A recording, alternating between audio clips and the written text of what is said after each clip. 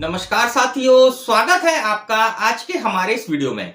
मित्रों, आज के इस वीडियो में हम चर्चा कर रहे हैं एमपी सिविल जज मेंस एग्जाम्स के पॉइंट ऑफ व्यू से एमपी अकोमोडेशन कंट्रोल एक्ट 1961 का चैप्टर 3A जो कि जोड़ा गया था 1983 में। और ये जो चैप्टर है ये बहुत ही इंपॉर्टेंट चैप्टर है। इस चैप्टर से जो है एमपीसीजे मेंस एग्जाम में कई बार क्वेश्चन जो है पूछे जाते रहे हैं, कई क्वेश्चंस रिपीट होते हैं। तो आज के इस वीडियो लेक्चर में हम उन सभी क्वेश्चंस को देखेंगे जो कि इस चैप्टर से पूछे जाते हैं और पूछे जा सकते हैं। तो मित्रों, शुरू करते हैं आज का यह interesting and knowledgeable video lecture. मित्रों, एमपी अकोमोडेशन कंट्रोल एक्ट का चैप्टर 3A जो है यह प्रावधान करता है वास्तविक आवश्यकता के आधार पर अभिधारी की बेदखली के संबंध में। अब यहां पर इस बात को समझिएगा कि एमपी अकोमोडेशन कंट्रोल एक्ट की जो सेक्शन 12 की सब सेक्शन 1 के अंतर्गत क्लॉज ई और एफ जो है यह भी वास्तविक आवश्यकता के आधार पर अभिधारी की बेदखली के संबंध में प्रावधानों का उल्लेख करते हैं। अब एग्जाम में जब क्वेश्चन आता है तो कंफ्यूजन क्रिएट हो जाता है कई बार कि भाई ये जो क्वेश्चन पूछा गया है वास्तविक आवश्यकता के आधार पर अभिधारी की बेदखली के संबंध में, यह सेक्शन 12 से कनेक्टेड है कि चैप्टर 3A से कनेक्टेड है। तो इनको जो है पहचानने के लिए आप ध्यान रखिएगा कि एमपी अकोमोडेशन कंट्रोल एक्ट के चैप्टर 3A के जो प्रावधान है यह विशेष उपबंध है, विशेष प्रावधान है। और वहीं हम देखें सेक्शन 12 के अंतर्गत जो प्रावधान है वह सामान्य प्रकृति के प्रावधान है। वो हर प्रकार के भूस्वामियों को जो है अभिधारी की बेदखली के संबंध में उपबंध करते हैं, प्रावधान करते हैं। लेकिन वही हम चैप्टर 3A को देखें तो इसके अंतर्गत जो धारा 23J है इसके अंतर्गत कुछ विशेष प्रकार के भूमि स्वामियों का उल्लेख किया गया है तथा इस चैप्टर के अंतर्गत जो उपबंध दिए गए हैं वह उन्हीं भूमि स्वामियों को प्रदान किए गए हैं। उन्हीं भूमि स्वामी जो कि सेक्शन 23J में वर्णित हैं, इन्हीं को जो है अधिकार प्रदान करते हैं। तो यहां पर एग्जाम में जब कभी भी क्वेश्चन आए तो आप क्या देखेंगे कि अगर क्वेश्चन में विशेष उपबंध, स्पेशल क्लॉजेज या विशेष प्रावधान, स्पेशल प्रोविजंस अगर लिखा हुआ है, स्पेशल प्रोविजंस आपसे पूछ रहा है तो आप जो है क्या बताएंगे कि भाई चैप्टर 3A से संबंधित क्वेश्चन है और चैप्टर 3A के अकॉर्डिंग आप आंसर लिखेंगे। तो यहां पर ये तो बात हुई कि भाई हम कैसे पहचानेंगे कि चैप्टर 3A का क्वेश्चन है कि जो है सेक्शन 12 का क्वेश्चन है। अब हम देखते हैं कुछ ऐसे क्वेश्चंस को जो कि प्रीवियसली एग्जाम्स में पूछे गए हैं और जिनके रिपीट होने की संभावना भी जो है बनी रहती है। तो सबसे पहले हम जो क्वेश्चन देख रहे हैं वह 2018 के एमपीसीजे के एग्जाम में क्वेश्चन पूछा गया था और इसके पहले 2012 में भी यह क्वेश्चन पूछा गया था। लेकिन इन दो क्वेश्चनों में 2018 के क्वेश्चन और 2012 के क्वेश्चन में कुछ डिफरेंस है जिसको हमें समझना है जिससे कि एग्जाम में आप जो है कर पाए। अब देखते हैं 2018 में क्वेश्चन क्या पूछा गया। स्थान नियंत्रण अधिनियम की धारा 23A के संबंध में भूमि स्वामी कौन होते हैं? कृपया वास्तविक आवश्यकता के आधार पर धारा 23A के अंतर्गत अभिधारी की बेदखली के लिए विशेष उपबंध की व्याख्या करें। तो यह क्वेश्चन 2018 में पूछा गया। इस क्वेश्चन में सेक्शन का भी उल्लेख किया गया है और इसी के साथ साथ जो है यहां पर विशेष उपबंध भी लिखे हुए हैं। तो बिल्कुल स्पष्ट है कि यह क्वेश्चन जो है चैप्टर 3A से संबंधित है। आपको चैप्टर 3A के अकॉर्डिंग आंसर लिखना है। लेकिन जब हम 2012 के पेपर को देखते हैं तो वहां पर जो क्वेश्चन पूछा गया वो क्या पूछा गया, पहले आप सुनिएगा। सद्भाविक आवश्यकता के आधार पर किराएदार के निष्कासन हेतु विशेष प्रावधान बतलाइए। मतलब कि यहां पर कोई सेक्शन का उल्लेख नहीं किया गया, केवल कह दिया गया विशेष प्रावधान बतलाइए। ऐसे विशेष प्रावधान कौन प्राप्त करने का अधिकारी है? मतलब कि ऐसे कौन से व्यक्ति हैं जो जिनको इस विशेष प्रावधान के अधिकार प्राप्त है या उनको लाभ मिलेगा। ऐसे विनिर्दिष्ट आधारों के अधीन भूमि स्वामी कब्जा प्राप्त करने का कब अधिकारी होता है। मतलब कि 2012 में जो क्वेश्चन पूछा गया वहां पर ना ही चैप्टर का उल्लेख किया गया कि ये क्वेश्चन चैप्टर 3A से कनेक्टेड है और ना ही वहां पर उल्लेख किया गया सेक्शन का। तो ऐसी स्थिति में कई लोगों ने कंफ्यूजन में जो है सेक्शन 12 जो है इसमें जो है लिख दिया आपने आंसर में, सेक्शन 12 के बेस बनाकर उस आंसर को लिख दिया, तो वो आंसर टोटली गलत हो गया। अब यहां पर जो है क्योंकि देखिए विशेष प्रावधान जो है क्वेश्चन में पूछे गए, तो आप ध्यान रखिएगा कि जब कभी भी चैप्टर 3 से क्वेश्चन आएगा तो वहां पर विशेष प्रावधान शब्द जरूर लिखा होगा, स्पेशल प्रोविजन जरूर लिखा होगा। तो ये तो बात हुई इनमें डिफरेंस की कि हमें कैसे पहचानना है। अब हम देखें कि हम इस क्वेश्चन को कैसे लिख सकते हैं। देखिए इस क्वेश्चन के 2 पार्ट्स हैं। पहले पार्ट में पूछा गया धारा 23A के संबंध में भूमि स्वामी कौन होते हैं इनको बतलाइए, और दूसरे पार्ट में जो है पूछा गया कि धारा 23A के अंतर्गत अभिधारी की बेदखली के लिए विशेष उपबंधों की व्याख्या कीजिए। तो यहां पर देखिए हम आंसर कैसे लिखेंगे। सबसे पहले आपको प्रस्तावना लिखना। ध्यान दीजिएगा कि हम आपको हमेशा बोलते रहते हैं कि जब भी आप आंसर लिखें तो आपको कम से कम 2 लाइन का इंट्रोडक्शन प्रस्तावना और कम से कम 2 लाइन का कंक्लूजन निष्कर्ष आपको लिखना जरूरी है। उसी से आपको जो है अच्छे नंबर मिलेंगे। तो यहां पर हम देखें कि हमको जो है पहले तो 2 लाइन का जो है प्रस्तावना इंट्रोडक्शन लिखना है। तो कैसे लिख सकते हैं। मध्य प्रदेश स्थान नियंत्रण अधिनियम के अध्याय 3A के अंतर्गत वास्तविक आवश्यकता के आधार पर अभिधारी की बेदखली के संबंध में विशेष उपबंधों का उल्लेख किया गया है, जिसके अंतर्गत धारा 23A के संबंध में जो भूमि स्वामियों का उल्लेख किया है वह धारा 23J में किया गया है, जो कि निम्न अनुसार है। तो आप धारा 23J को जो है यहां पर उल्लेख कर देंगे। फिर इसके बाद क्योंकि आपका पार्ट फर्स्ट जो है क्वेश्चन का कंप्लीट हो गया, आप पार्ट सेकंड पे आएंगे जिसमें धारा 23A के अंतर्गत अभिधारी की बेदखली के संबंध में विशेष उपबंध पूछे गए। तो फिर आप जो है सेक्शन 23A को जो है संक्षिप्त में आप जो है अपने आंसर में वर्णित करेंगे। और जब आपका यह 23A कंप्लीट हो जाए तो आपको हम यहां पर एक केस लॉ दे रहे हैं। उस केस लॉ को आप जो है वहां पर कोड कर सकते हैं। श्रीमती सुंदरबाई पति भंवरलाल मृत versus Rajesh Kumar 2004 first MP ACJ 89। अब इस केस लॉ के अंतर्गत ऑनरेबल हाई कोर्ट ने क्या कहा। इस केस में कहा गया कि जब विशेष श्रेणी यानी धारा 23J में आने वाले भूमि स्वामी द्वारा धारा 23A के तहत आवेदन पत्र प्रस्तुत किया जाता है तो उसकी सद्भाविक आवश्यकता की उसके पक्ष में उपधारणा की जाएगी।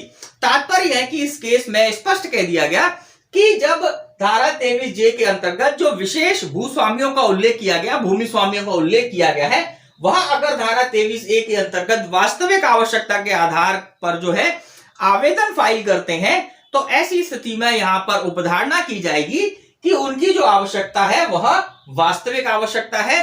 अब यहां पर जो है इस उपधारणा पर जो है न्यायालय कार्य करेगा। तो यहां पर आप इस केस का उल्लेख कीजिएगा। फिर इसके बाद जो है कंक्लूजन आपको लिखना है, उपसंहार लिखना है कि मध्य प्रदेश स्थान नियंत्रण अधिनियम एक सामाजिक अधिनियम है तथा इसी भावना को ध्यान में रखते हुए अध्याय 3A 1983 में जोड़ा गया, जिसके तहत अधिनियम की धारा 23J के अंतर्गत विशेष प्रकार के भूस्वामियों का उल्लेख किया गया तथा उनके संरक्षण के लिए जो है उपरोक्त प्रावधानों का उल्लेख किया गया है। तो इस प्रकार से आप जो है यहां पर कंक्लूजन इस प्रकार से उपसंहार करते हुए अपने आंसर को कंप्लीट करेंगे। तो यहां पर हमने ये क्वेश्चन देखा। अब इसके साथ एक शॉर्ट नोट जो है कई बार पूछा जाता है, जो कि बेसिकली इसी क्वेश्चन का पहला पार्ट है। अब क्वेश्चन जो शॉर्ट नोट कैसे पूछा जाता है देखिएगा। मध्य प्रदेश स्थान नियंत्रण अधिनियम 1961 के अध्याय 3A के अंतर्गत भूमि स्वामी।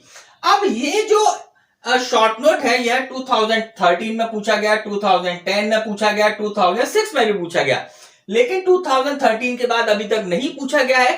तो इस बार हो सकता है कि यह रिपीट कर ले। तो यहां पर आपको जो है इसको कैसे तैयार करना है, सिंपल सी बात है कि अध्याय 3A के अंतर्गत भूमि स्वामियों का उल्लेख कहां दिया गया, धारा 23J में दिया गया है। तो आप इसी प्रकार से जो है 2 लाइन का इंट्रोडक्शन लिखकर आप धारा 23J का उल्लेख कर जो है इस क्वेश्चन को कंप्लीट करेंगे। मित्रों नेक्स्ट क्वेश्चन देखते हैं। किसी सेवानिवृत्त शासकीय सेवक द्वारा वास्तविक आवश्यकता के आधार पर प्रस्तुत आवेदन पर संबंध में प्रतिवाद करने प्रदान करने का नियंत्रक प्राधिकारी द्वारा अनुसरण की जाने वाली प्रक्रिया का वर्णन कीजिए। यह क्वेश्चन 2009 MPCJ के एग्जाम में पूछा गया था। अब यहां पर जो है चैप्टर के बारे में यह उल्लेख नहीं किया गया है कि यह क्वेश्चन जो है विशेष प्रावधानों से संबंधित है।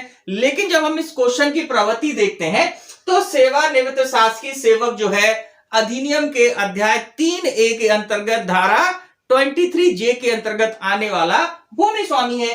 तो यहां पर इससे इंडिकेट हो रहा है कि ये क्वेश्चन किससे संबंधित है, चैप्टर 3A से संबंधित है। इसी के साथ साथ आप एक बात और समझिएगा कि भाड़ा नियंत्रक प्राधिकारी को अभिधारी की जो है बेदखली के लिए वास्तविक आवश्यकता के आधार पर आवेदन जो है आरसीए को केवल चैप्टर 3A में किया जाता है। लेकिन वहीं हम सेक्शन 12 को देखें तो वहां पर आवेदन हम किसको करते हैं, वहां पर आवेदन हम सिविल न्यायालय में करते हैं, वहां पर हम जो है वाद दायर करते हैं सिविल न्यायालय में। लेकिन यहां पर जो है आरसीए को आवेदन फाइल किया गया। इसका मतलब ये जो क्वेश्चन है चैप्टर 3A से संबंधित है। इस प्रकार से आप इसको जज करेंगे। अब इसके बाद इसको लिखना कैसे है, तो देखिए सिंपल सी बात समझिएगा। सेवानिवृत्त शासकीय सेवकों के संबंध में प्रावधान जो है अधिनियम के अध्याय 3A के अंतर्गत विशेष भूस्वामियों के संबंध में प्रावधानित है। तो आप इंट्रोडक्शन जो है इसी प्रकार से कीजिएगा कि वास्तविक आवश्यकता के आधार पर अभिधारी की बेदखली के संबंध में विशेष प्रावधान अध्याय 3A के अंतर्गत आते हैं, जिसकी धारा 23J जो है विशेष भूस्वामियों का उल्लेख करती है, जिनके संबंध में विशेष प्रावधान किए गए हैं। शासकीय जो है सेवानिवृत्त शासकीय सेवक जो है अधिनियम की धारा 23J के अंतर्गत आने वाले भूस्वामी है तथा इनके लिए अध्याय 3A के प्रावधान लागू होंगे। इतनी सी बात यहां पर अपन ने इंट्रोडक्शन दे लिया। फिर इसके बाद आप देखिएगा सेक्शन 23J का आप उल्लेख हमने वहां पर कर दिया। अब इसके बाद जो क्वेश्चन में विशेष बात पूछी गई है प्रतिवाद के संबंध में, कि भाई प्रतिवाद जो है जब भाड़ा नियंत्रक प्राधिकारी के समक्ष आवेदन आ जाता है तो प्रतिवाद जो है किस प्रकार से भाड़ा नियंत्रक प्राधिकारी जो है कौन सी प्रक्रिया का अनुसरण करेगा।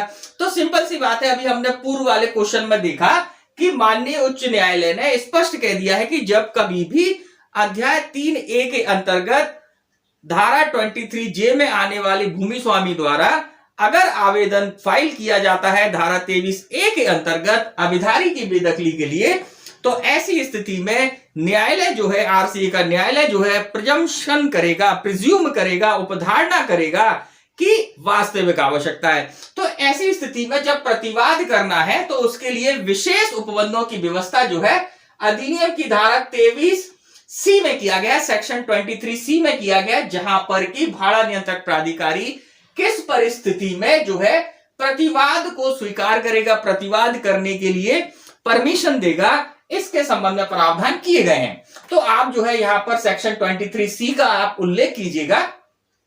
इसी के साथ साथ एक केस लॉ और भी आप ध्यान रखिएगा अपने आंसर में शामिल करने के लिए, HR Agarwal versus KB Upadhyay 2004 MPACJ 263। अब इस केस में मध्य प्रदेश उच्च न्यायालय ने क्या कहा, मध्य प्रदेश उच्च न्यायालय ने कहा सेवानिवृत्त शासकीय सेवक जो उसकी सेवानिवृत्ति के पश्चात स्थान ग्रहण करता है और उसको अभिधारी को भाड़े पर दे देता है, अधिनियम की धारा 23A के A का अविलंब लेने का हकदार है। तात्पर्य है कि कोई ऐसा सेवानिवृत्त कर्मचारी जो है सेवानिवृत्ति के बाद किसी स्थान को क्रय करता है या किसी स्थान को लेता है और उसके बाद उस स्थान को भाड़े पर दे देता है, तब ऐसी स्थिति में भी वह सेक्शन 23A के अंतर्गत आवेदन फाइल कर सकता है। इस केस में हुआ यह था कि जो आरसीए का न्यायालय ने था उसने जो है आवेदन खारिज कर दिया था, ये कहते हुए कि भाई आप जो है 23A के अंतर्गत नहीं आते हैं, क्योंकि आपने स्थान जो है कब जो है ग्रहण किया है, जब आप सेवानिवृत्त हो गए। उनका ये कहना था आरसीए का कि जब आप सर्विस में रहते और उस समय आपने कोई स्थान लिया होता और वहां पर आपने अभिधारी को जो है किराए पे दिया होता, तो तत्पश्चात सेवानिवृत्ति के बाद जो है आप इस सेक्शन के अंतर्गत जो है आवेदन फाइल कर सकते थे। तो ऐसी स्थिति में उच्च न्यायालय में जब ये केस डिसाइड होकर रिवीजन में पहुंचा है, तो वहां पर मध्य प्रदेश उच्च न्यायालय ने कहा कि भाई सेवानिवृत्ति के पश्चात अगर कोई व्यक्ति किसी स्थान को ग्रहण करता है और उसके बाद उस स्थान को किसी अभिधारी को किराए पर दे देता है, तो ऐसी स्थिति में भी ऐसा अभिधारी ऐसा जो भूस्वामी है वह धारा 23A के अंतर्गत भूमि स्वामी माना जाएगा और उसको भी जो है इस सेक्शन का लाभ दिया जाएगा। तो यहां पर इस केस का आप उल्लेख कर सकते हैं और इसके बाद आप कंक्लूजन लिखकर इस आंसर को कंप्लीट करेंगे। तो यहां हमने एक क्वेश्चन देखा, अब एक क्वेश्चन और देख रहे हैं। अध्याय 3A मध्य प्रदेश स्थान नियंत्रण अधिनियम 1961 के अधीन किराएदार की बेदखली के आधार और प्रक्रिया का वर्णन कीजिए। मतलब कि ग्राउंड्स एंड प्रोसीजर यहां पर पूछा है। अब ये क्वेश्चन जो है 2006 में पूछा गया।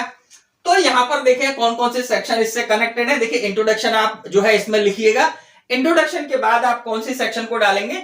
तो देखिए अधिनियम के अध्याय 3A के अंतर्गत सेक्शन 23A के क्लॉज ए और बी के अंतर, क्लॉज ए में निवासिक प्रयोजन, क्लॉज बी में अनिवासिक प्रयोजन के आधार पर, वास्तविक आवश्यकता के आधार पर जो है यहां पर प्रावधान या अधिकार दिया गया है, आधार दिया गया है। तो यहां पर आप इन दोनों सेक्शंस का उल्लेख कीजिएगा। फिर इसके बाद प्रक्रिया के संबंध में जो है अधिनियम के जो धारा 23B है, मतलब 23B है, जिसमें आरसीए धारा 23A के अधीन के प्रत्येक आवेदन के संबंध में समन जारी करेगी के संबंध में प्रावधान है। मतलब जब आवेदन आ जाएगा तो आरसीए समन जारी करेगा। समन जारी करने के बाद सेक्शन 23C एप्लीकेबल होगा।